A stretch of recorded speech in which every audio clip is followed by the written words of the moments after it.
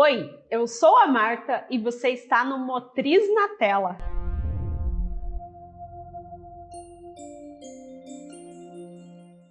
Entendendo toda essa conjuntura, entendendo todo esse movimento que está acontecendo, empresas pedindo retorno presencial, funcionários não querendo voltar, fica aquele jogo, né, de corda, né? Um puxa de um lado, outro puxa do outro. Como que realmente a gente pega, entende tudo isso e organiza tudo isso? Então eu trouxe aqui alguns passos para trazer uma luz para essa organização e para que dentro da sua empresa você possa verificar, você na condição de dono, de gestor, possa verificar como aplicar o trabalho remoto ou não da melhor forma. Vamos lá! Como eu organizo o trabalho remoto dentro da minha organização? O primeiro passo é você entender se aquele tipo de tarefa ou tipo de projeto pode ser feito de uma forma remota. Esse é o óbvio, mas ele precisa ser dito.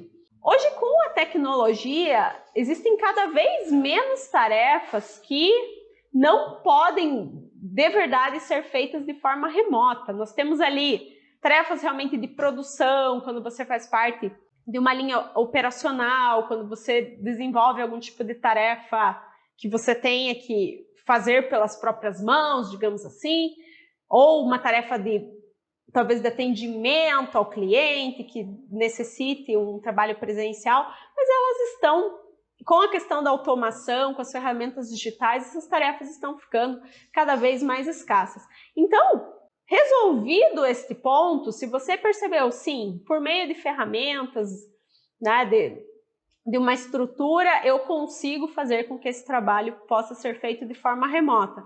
Qual que é o segundo ponto que precisa ser observado para que essa organização seja feita de uma forma favorável? O segundo ponto é você definir o seguinte: para essa tarefa que eu preciso fazer, há necessidade de cumprimento de jornada?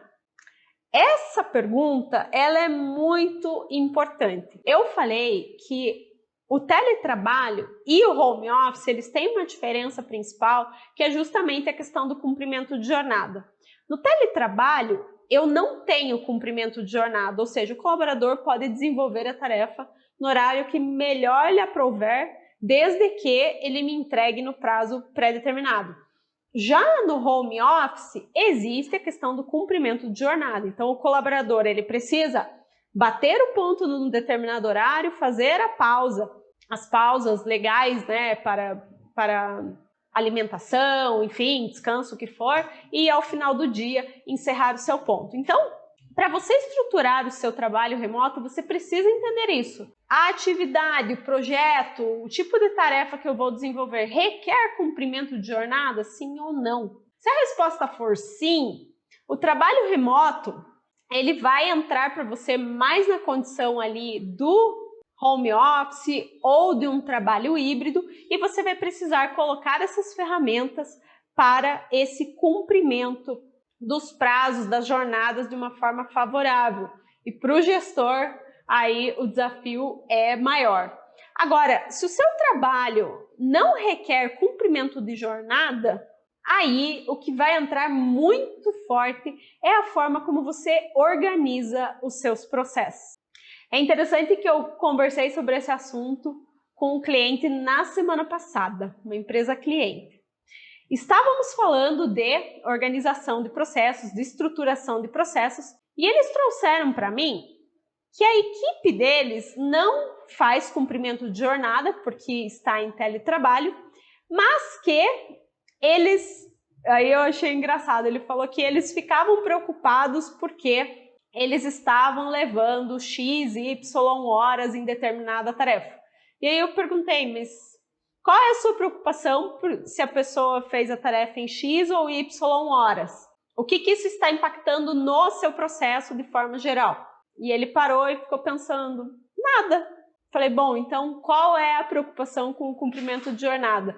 E eles perceberam que nada mais era do que um resquício daquela cultura que a gente vem trazendo lá de trás, que nós temos que cumprir um horário de trabalho todo certinho. Então esse resquício existe. E aí, quando nós fizemos essa virada de chave, o que eles perceberam?